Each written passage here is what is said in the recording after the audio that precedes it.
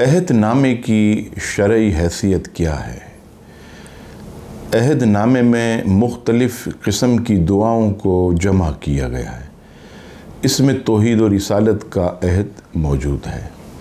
چنانچہ 9ویں صدی کے عظیم محدث امام جلال الدین السیوطی علیہ رحمت قوی تفسیر در منثور والیوم 5 پیج نمبر 542 پر فرماتے ہیں کہ امام حکیم ترمذی علیہ رحمہ نے اپنی کتاب نوادر الاصول میں نقل فرمایا کہ جو شخص ہر نماز کے بعد عہد نامہ پڑھے، فرشتے اسے لکھ کر قیامت تک کے لیے اٹھا رکھے۔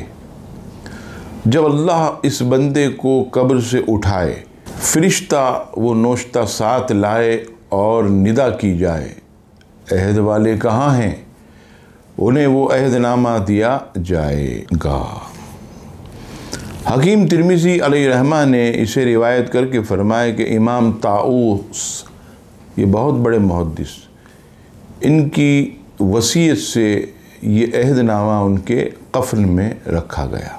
لہٰذا ثابت ہوا کہ عہد نامہ اس کی شرعی حیثیت بھی ہے، اور یہ اللہ تبارک و تعالیٰ کی وحدانیت اور اس کے حبیب علیہ السلام کی رسالت کا اس میں عہد ہے۔